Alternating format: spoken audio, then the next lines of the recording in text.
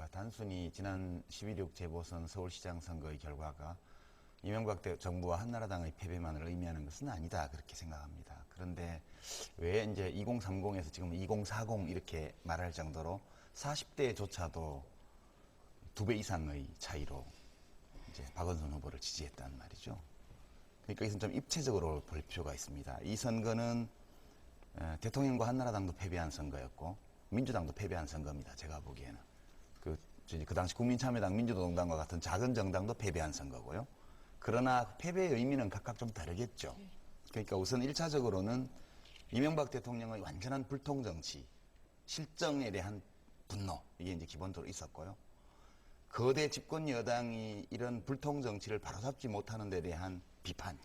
이것이 이제 나경원 후보의 낙선을 부른 근본 원인이라고 봅니다. 그러니까 이 분노는 근본적으로 뭐 원래 집권 세력이 분노의 대상이 되는 겁니다. 저희가 집권할 때도 그랬고. 근데 왜 그러면 민주당 후보가 되지 않았을까 하면은 이 국민들의 분노를 대변해주고 대신 표현해주고 수렴해주고 그리고 해법을 모색해서 새로운 대안을 내줘야 될 제1야당이 말하자면 이 대통령과 집권당을 비판하는 일종의 반사 이익에 기대어서 자기 혁신을 소홀히 한 채 신뢰를 못 받으니까 결국은 원래 집권당에 대한 심판은 제1야당을 통해서 하는 것이 일반적인데 이 경우는 못 믿겠다는 거죠. 제1야당도.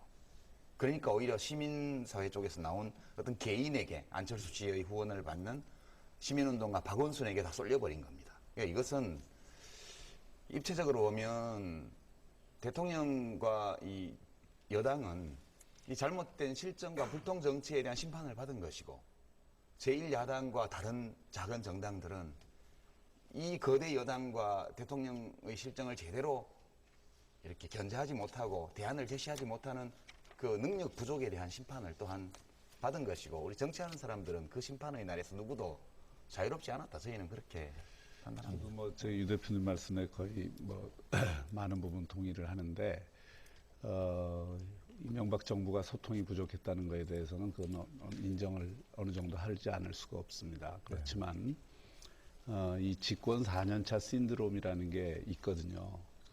제가 그 87년 체제 이후에 각 정부의 이 4년차 마지막 대통령 지지율들을 쭉 비교를 해보면 노태우 정부 때 20%대, 김영삼 정부 때 30%대, 노무현 정부는 2007년 1월 1일 조사에서 12%로 떨어집니다.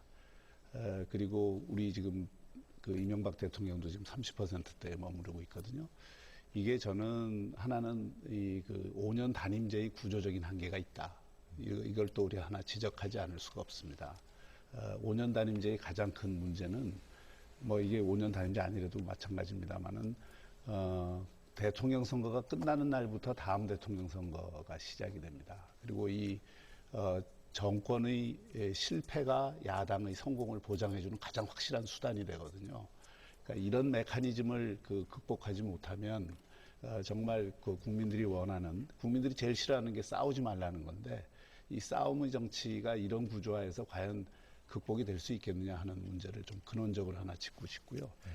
SNS 문제에 대해서는 그 이명박 정부가 그런 측면에서 이 새로운 이 소통의 생태 환경에 대해서 충분히 적응하지 못하고 또 감각적으로도 상당히 느린 게 사실입니다. 또 그런 부분에 대해서 새로운 변화의 흐름에 대해서 제대로 따라가지 못하는 것도 인정하지 않을 수 없습니다. 다만 한 가지 좀 반대의 측면에서 지적을 하고 싶은 것은 과연 이 지식 정보의 폭증과 그 속에서 자유로운 이 SNS의 그 소통 방식이 과연 그 사람들로 하여금 균형 잡힌 인식과 균형 잡힌 지식 정보를 취득하게 만드는지 아니면 이것이 굉장히 감성적이고 어떤 의미에서는 선동적인 그런 어떤 차원의 그 균형이 잡히지 않은 쪽의 그 논리들을 확산하는 매체로 작용하는지 이거는 우리가 좀 심각하게 따져봐야 됩니다. 왜냐하면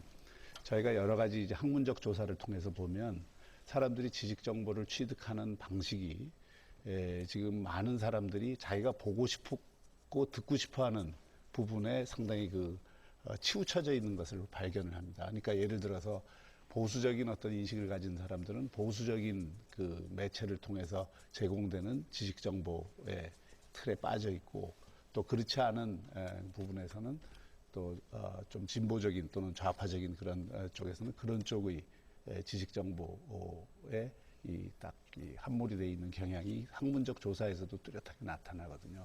그러니까 이게 사실 통합이 되려고 그러고 소통이 되려고 그러면 이게 넘나들면서 우리 사회의 균형 잡힌 인식들이 조금 더 평가를 받고 그런 부분에 대해서 좀 이렇게 몰려가는 가운데로 이렇게 몰려가는 경향이 있어야 되는데 오히려 양극화되고 극단화되는 경향들이 가속화되고 있다는 거죠. 이 점을 한번 지적을 하면 되겠습니다. 제가 아까 우리 이혜원 의원께서 제가 아니, 이야기한 그 전에 것에 제가 지금 대해서 박형준 이렇게 하겠습니다. 예.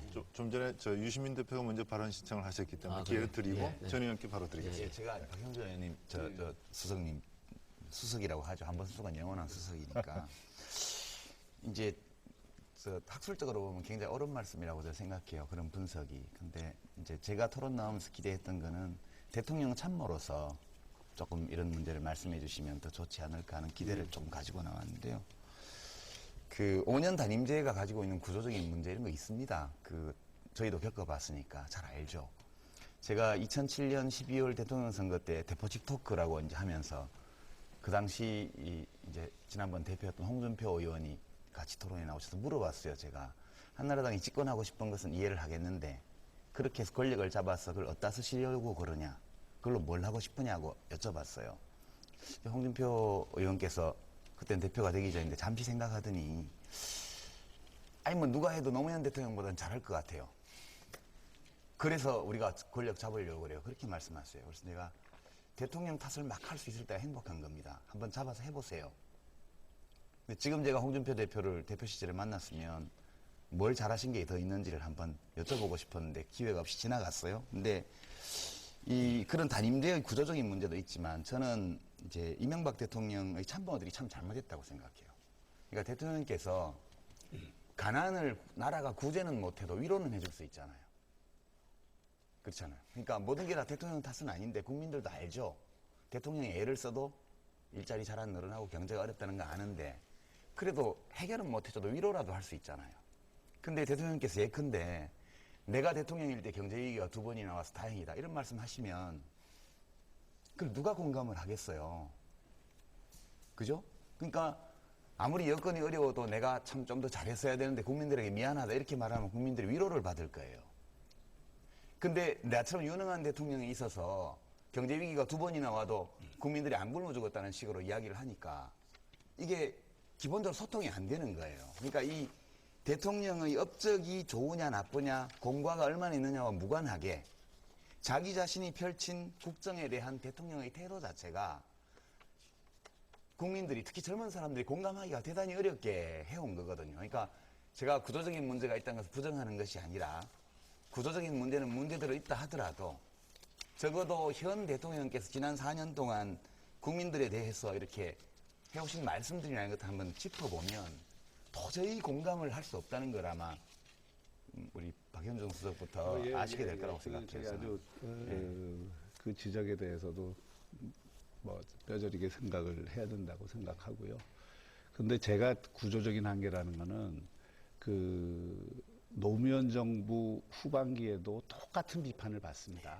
5기의 정치라고 해갖고 제가 이 자료를 지금 쭉 한번 5년 전에 어땠는가를 보기 위해서 제가 자료를 쭉 뽑아 보니까 어떻게 지금과 똑같은 비판, 똑같은 내용의 그 대통령과 이 언론의 대결 이런 것들이 나타나요.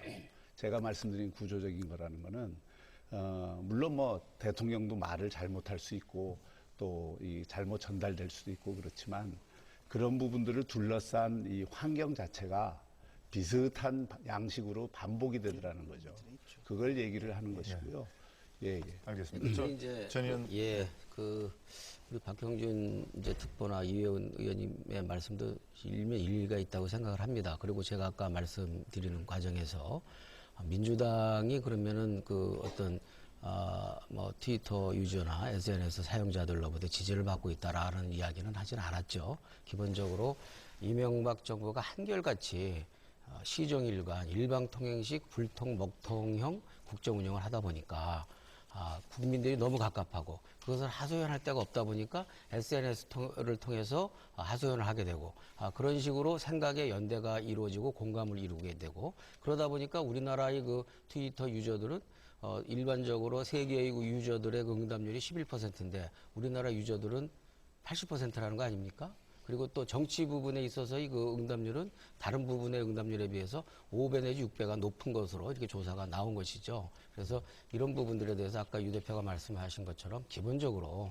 이명박 정부의 시종일관된 불통령, 먹통령, 일방통행령 그런 국정운행에 문제가 있다라는 점을 지적한 것이고요. 네. 두 번째는 이제 그런 식으로 그 SNS에서 그 이 공감을 이루고 또 확산되는 과정에서 SNS에서 요구되는 실시간적 대의가 현재의 그 구조와 현재의 기성 정당이 한나라당으로부터 시작해서 통합진보당까지 포함해서 이 기성 정당이나 기성 정치권이 그런 실시간적 대의를 수용할 수 있는 체제도 안 돼 있고 자세도 안 돼 있었다라는 점을 제가 지적한 거죠. 그렇기 때문에 정치권이 매우 실시간적 대의를 수용하는 준비도 안 돼 있고 자세도 안 돼 있었기 때문에 당연히 시민 정치가 등장할 수밖에 없었던 것이고 그 시민 정치의 하나의 형태로서 박원순 신드롬과 안철수 현상이 나타나게 된 것이다라고 저는 본다는 것이죠. 그래서 앞으로 우리 정치권이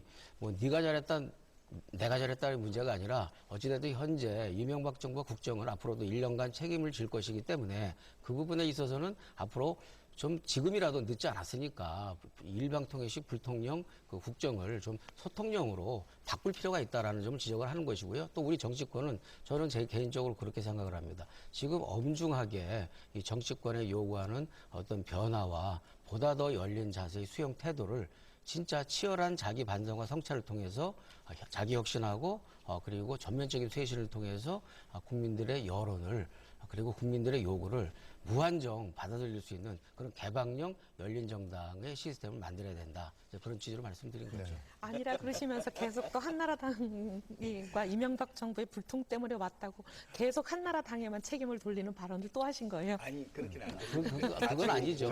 모두가 다 책임이 있는데 조금 더 저는 구조적으로 이 문제를 조금 더 볼 필요가 있는데 제가 아까 말씀 중에 이게 지금 정치 위기가 우리만의 현상이 아니다라고 말씀드렸잖아요. 그 점에 대해서도 저는 굉장히 중요한 포인트가 있습니다. 뭐냐면 저는 두 가지입니다. 하나는 국가 능력의 한계가 있어요, 지금. 전 세계가 지금 국내 문제가 국제 문제하고 연결 안 된 게 없지 않습니까? 또 문제가 굉장히 어떤 정책을 우리가 쓰든 간에 굉장히 입체적이고 복잡합니다. 그리고 이게 상황의 그 위기적인 징후들이 계속 나타나기 때문에 이거에 대해 대응하는 신속한 문제 해결 능력을 원하는데 실제 각국의 정치를 보면 이 신속한 빠른 정치를 요구하는데 빠른 정치보다는 굉장히 정치는 느린 정치로 가고 있습니다. 실제로 글로벌 금융위기가 터졌을 때 각국이 재정 투입을 하겠다고 말로는 했지만 그 재정 투입이 실제 이루어지는 데는 1년 이상이 다 걸렸습니다. 이미 녹은 아이스크림이 된 거죠. 그나마 우리가 평가를 받는 거는 재정 투입이 우리가 의회가 싸운다 하더라도 정부와 의회가 그래도 우리나라는 신속히 대응을 해줬거든요. 그래서 이런 어떤 국가 능력의 한계가 하나 있고 또 하나는 의회 정치의 한계가 있습니다. 그건 뭐 SNS 때문에 비롯된 것도 있지만 의회 정치가의 모범이라고 하는 미국조차도 지금 의회 정치가 정쟁의 구도에서 벗어나고 있지 못합니다. 이런 것들이 사실은 정치의 한계를 보다 근원적으로 지금 문제 삼게 만드는 거거든요. SNS는 정치를 그러니까 기본적으로 정의롭고 공의로운 정치를 하고 자기 희생적인 정치를 해야 된다라는 것이 이제 지금 새로운 이 어떤 정치적인 생각의 연대들의 생각인 것이라고 보여집니다. 그래서 그것이 바로 자기 평생을 자기 헌신적으로 일해온 박원순 그 시민운동가라든지 또 자기 희생적인 그런 어떤 모범을 보인 그리고 젊은이들에게 새롭게 용기를 준 안철수 현상이라든지 이런 것들로 나타났다고 보여지고요. 네. 그런 부분들에 대해서 우리 기성 정치권이 그것을 반영하고 또 그것에 대해서 무엇인가의 비전을 보여주는데 또 모범을 보여주는데 많은 실망과 실패를 했다는 점을 우리가 스스로 자인을 해야 되겠죠. 알겠습니다. 지금 그 네 분 말씀 들어보면 기본적으로 기성 정치권에 대한 실정 이런 것은 촉발되는 이명박 대통령의 소통 부재라는 부분에 대해서는